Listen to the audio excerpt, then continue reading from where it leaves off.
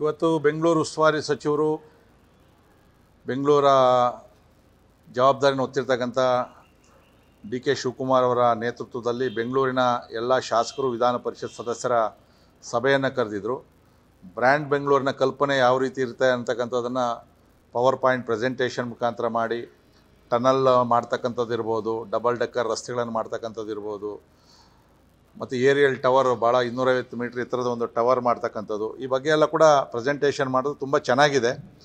ಆದರೆ ಅದನ್ನು ಯಾವ ರೀತಿ ಅನುಷ್ಠಾನ ಮಾಡ್ತಾರೆ ಅನ್ನತಕ್ಕಂಥದ್ದು ನಮಗಿನ್ನೂ ಕೂಡ ಅರ್ಥ ಆಗಿಲ್ಲ. ಯಾಕಂದರೆ ಲ್ಯಾಂಡ್ ಅಕ್ವಿಜೇಷನ್ನು ಅದಕ್ಕೆ ಬೇಕಾಗಿರ್ತಕ್ಕಂಥ ಅನುದಾನವನ್ನು ಸರ್ಕಾರ ಯಾವ ರೀತಿ ಮಾಡ್ತೀವರೆ ಅನ್ನೋದ್ರ ಬಗ್ಗೆ ನಮಗಿನ್ನೂ ಪೂರ್ಣವಾದಂಥ ವಿವರ ಇಲ್ಲ. ಜೊತೆಯಲ್ಲಿ ನಮ್ಮ ಇಂಡಿವಿಜುವಲ್ ಏನು ಶಾಸಕರು ಕೂಡ ಬೆಂಗಳೂರಿನ ಸಮಸ್ಯೆ ಏನಿದೆ ಅನ್ನೋದ್ರ ಬಗ್ಗೆ ಪ್ರತಿಯೊಬ್ಬ ಶಾಸಕರು ಕೂಡ ಮಾತಾಡೋಕ್ಕೆ ಅವಕಾಶ ಕೊಟ್ಟರು. ಸೊ ನಾವು ಹೇಳಿರ್ತಕ್ಕಂಥದ್ದು 14 ತಿಂಗಳಿಂದ ಕೂಡ ಬೆಂಗಳೂರಿಗೆ ಇಷ್ಟು ದೊಡ್ಡ ನಗರಕ್ಕೆ ನೀವು ಯಾವುದೇ ರೀತಿಯಾದಂಥ ಡೆವಲಪ್ಮೆಂಟನ್ನು ಕ್ಷೇತ್ರವಾರು ನಮ್ಗೆ ಕೊಟ್ಟಿಲ್ಲ. ಹಿಂದೆ ಎಲ್ಲ ಮುಖ್ಯಮಂತ್ರಿಗಳಿದ್ದಾಗ ಕೂಡ ಕಡಿಮೆನೋ ಜಾಸ್ತಿನೋ ಬಟ್ ಎಲ್ಲ ಕ್ಷೇತ್ರಗಳು ಕೂಡ ಅನುದಾನವನ್ನು ಕೊಟ್ಟಿದ್ದಾರೆ. ಸೊ ತಾವು ಅನುದಾನವನ್ನು ತಕ್ಷಣ ಬಿಡುಗಡೆ ಮಾಡಬೇಕು. ಪಾರ್ಕ್ ಮೇಂಟೆನೆನ್ಸು, ಲೈಟು, ಕೆರೆಗಳದು ಏನು ಕೂಡ ಮಾಡೋಕ್ಕಾಗ್ತಾಯಿಲ್ಲ. ರಸ್ತೆಗಳು ಬರೀ ಗುಂಡಿ ಮುಚ್ಕೊಂಡಿದ್ದೀರಿ, ಆ ಗುಂಡಿಗಳು ಆಗಲ್ಲ. ಹೊಸ ರಸ್ತೆಗೆ ಅನುದಾನವನ್ನು ಕೊಡಬೇಕು. ತಲಾ ಒಂದು 100 ಕೋಟಿ ರೂಪಾಯಿ ಈಗ ಅನುದಾನವನ್ನು ಕೊಡಬೇಕು ಅಂತಕ್ಕಂಥ ಮನವಿಯನ್ನು ಮಾಡಿದ್ವಿ.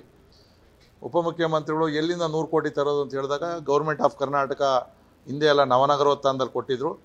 ಸೊ ಅದಕ್ಕೋಸ್ಕರ ಮುಖ್ಯಮಂತ್ರಿಗಳೇ ಅದನ್ನು ತೀರ್ಮಾನ ಮಾಡಬೇಕು ಅಂದಾಗ ಅದೇ ಬೆಂಗಳೂರಿನ ಎಲ್ಲ ಶಾಸಕರನ್ನು ಒಂದು ನಿಯೋಗ ಮುಖ್ಯಮಂತ್ರಿಗಳನ್ನೇ ಭೇಟಿ ಮಾಡಿ ಈ ಥರ ಅನುದಾನವನ್ನು ಮುಖ್ಯಮಂತ್ರಿಗಳ ಕಡೆಯಿಂದ ಕೇಳೋಣ ಅಂತಕ್ಕಂಥ ಮಾತನ್ನು ಹೇಳಿದ್ರು.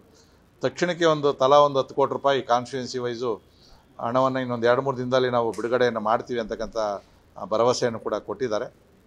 ಸೊ ಇವತ್ತು ಬೆಂಗಳೂರಿಗೆ 1,40,00,000 ಜನಸಂಖ್ಯೆ ಇರ್ತಕ್ಕಂಥ 1,04,00,000 ವೆಹಿಕಲ್ ಇರ್ತಕ್ಕಂಥ ಬೆಂಗಳೂರಿಗೆ ಹೊರಗಡೆಯಿಂದ ಬರ್ತಕ್ಕಂಥ ಜನಸಂಖ್ಯೆನೆಲ್ಲ ಸೇರಿದ್ರೆ ಇವತ್ತು ಬೆಂಗಳೂರು ರಸ್ತೆಗಳು ನಿರ್ನಾಮ ಆಗಿದೆ ಹೊರವಲಯದಲ್ಲೆಲ್ಲ ಕೂಡ. ಸೊ ಅದಕ್ಕೆ ತಕ್ಷಣ ಇವರು ಕ್ರಮ ತಗೊಳ್ಬೇಕೇ ಹೊರತು ಕೇವಲ ಸಭೆಗಳನ್ನು ಮಾಡಿ ಪವರ್ ಪಾಯಿಂಟ್ ಪ್ರೆಸೆಂಟೇಷನ್ ಮಾಡಿ ಅವೆಲ್ಲ ಲಾಂಗ್ ಟರ್ಮ್ ಕೆಲಸಗಳನ್ನು ಅವ್ರು ಹೇಳಿರ್ತಕ್ಕಂಥದ್ದು. ಇಮಿಡಿಯೇಟು ನಮಗೆ ಕ್ಷೇತ್ರವಾರು ಅನುದಾನವನ್ನು ಕೊಡಬೇಕು. ಮತ್ತು BBMP ಇವತ್ತು ಮಹಾನಗರ ಪಾಲಿಕೆ ಚುನಾಯಿತ ಪ್ರತಿನಿಧಿಗಳು ಇಲ್ಲದೇ ಇರತಕ್ಕಂಥದ್ದೇ ಒಂದು ದೊಡ್ಡ ಸಮಸ್ಯೆ ಆಗಿದೆ. ಅಟ್ಲೀಸ್ಟ್ ಅವರಿದ್ದಾಗ ಪ್ರೋಗ್ರಾಮ್ ಆಫ್ ವರ್ಕ್ಸ್ ಅಂತೇಳಿ ವಾರ್ಡ್ ವೈಸ್ 3-4 ಕೋಟಿ ಅನುದಾನ ಕೊಡ್ತಾಯಿದ್ರು. ಕಳೆದ 3 ವರ್ಷಗಳಿಂದ 1 ನಯಾ ಪೈಸೆ ಕೂಡ BBMPಯಿಂದ ಕ್ಷೇತ್ರವಾರು ಯಾವುದೇ ಅನುದಾನವನ್ನು ಕೊಡ್ತಾ ಇಲ್ಲ. ಅದರಲ್ಲಿ ಕೇಳೋರು ಇಲ್ಲ, ಮಾಡೋರು ಇಲ್ಲ. ಅವೆಲ್ಲವನ್ನು ಕೂಡ ಎಲ್ಲ ಶಾಸಕರು ಕೂಡ ಹೇಳಿದ್ದೀವಿ. ಬಹುಶಃ ಅದರ ಬಗ್ಗೆ ಕ್ರಮ ತಗೊಂತ ಅಂತ ಹೇಳ್ತಾರೆ. ಅವರೇನಾದರೂ ಶೀಘ್ರದಲ್ಲಿ ಮುಖ್ಯಮಂತ್ರಿಗಳನ್ನು ಭೇಟಿ ಮಾಡಿಸಿ ಅನುದಾನವನ್ನು ಬಿಡುಗಡೆ ಮಾಡಲಿಲ್ಲ ಅಂದರೆ ಮುಂದೆ ನಮ್ಮದು ಭಾರತೀಯ ಜನತಾ ಪಾರ್ಟಿಯಿಂದ ನಾವು ಎಲ್ಲ ಕೂಡ ಶಾಸಕರು ಮತ್ತು ನಮ್ಮ ನಾಯಕರ ಜೊತೆಯಲ್ಲಿ ಸೇರಿ ಅನುದಾನಕ್ಕೋಸ್ಕರ ಬೆಂಗಳೂರಿನ ಅಭಿವೃದ್ಧಿಗೋಸ್ಕರ ಯಾವ ರೀತಿ ನಾವು ಮನವಿಯನ್ನು ಹೋರಾಟವನ್ನು ಮಾಡಬೇಕು ಅನ್ನೋದನ್ನು ತೀರ್ಮಾನ ಮಾಡ್ತೀವಿ.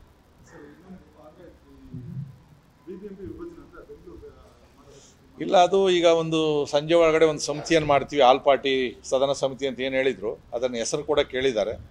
ಸೊ ಅದು ಸಂಜೆ ಒಳಗಡೆ ಅನೌನ್ಸ್ ಮಾಡ್ತೀವಿ ಅಂತ ಹೇಳಿದ್ರು. ಅದಾದಮೇಲೆ ಸಾಧಕ ಬಾಧಕಗಳನ್ನು ಆ ಕಮಿಟಿಯಲ್ಲಿ ತೀರ್ಮಾನ ಮಾಡಿ ಅದನ್ನು ಬೇಕೋ ಬೇಡವೋ ಅನ್ನೋದ್ರ ಬಗ್ಗೆ ಒಟ್ಟಾರೆ ಅಭಿಪ್ರಾಯವನ್ನು ವರದಿಯನ್ನು ಸರ್ಕಾರಕ್ಕೆ ಕೊಡಬೇಕು. ಆಮೇಲೆ ಸರ್ಕಾರ ತೀರ್ಮಾನ ತಗೊತದೆ. ಗ್ರೇಟರ್ ಬೆಂಗಳೂರ್ದು ಏನು ಚರ್ಚೆ ಆಗಿಲ್ಲ. ಅದಕ್ಕೊಂದು ಕಮಿಟಿ ಮಾಡೋಕ್ಕೆ ಇವತ್ತು ಸಂಜೆ ಒಳಗೆ ಅನೌನ್ಸ್ ಮಾಡ್ತೀನಿ ಅಂತ ಹೇಳೋರೆ. ಆ ಕಮಿಟಿಯಲ್ಲಿ ತೀರ್ಮಾನ ಆಗ್ತದೆ. ಬಟ್ಟು ಗ್ರೇಟರ್ ಬೆಂಗಳೂರು ನಾವು 5 ಮೇಯರು ಅದನ್ನು 10ವರೆಗೂ ಮಾಡತಕ್ಕಂಥದ್ದು ಅಷ್ಟೊಂದು ಸಮಂಜಸ ಅಲ್ಲ ಅಂತಕ್ಕಂಥದ್ದು ನಮ್ಮ ತೀರ್ಮಾನ. ಯಾಕಂದರೆ 5 ಮೇಯರು, 1000 ಜನ ಕಾರ್ಪೊರೇಟರ್ಗಳು, ಇವೆಲ್ಲ ಅಡ್ಮಿನಿಸ್ಟ್ರೇಷನ್, ಇವೆಲ್ಲ ಸಮಸ್ಯೆ ಆಗ್ತದೆ. ನೋಡೋಣ, ಅದು ಗ್ರೇಟರ್ ಬೆಂಗಳೂರು ಸಮಸ್ಯೆ ಬಂದಾಗ ಅದ್ರ ಬಗ್ಗೆ ನಮ್ಮ ಸಲಹೆಗಳನ್ನು ಕೊಡ್ತೀವಿ ನಾವು. ನ್ಯೂಸ್ ಫಸ್ಟ್ ನಿರ್ಭೀತಿಯಿಂದ ನಿಮ್ಮ ಪರವಾಗಿ.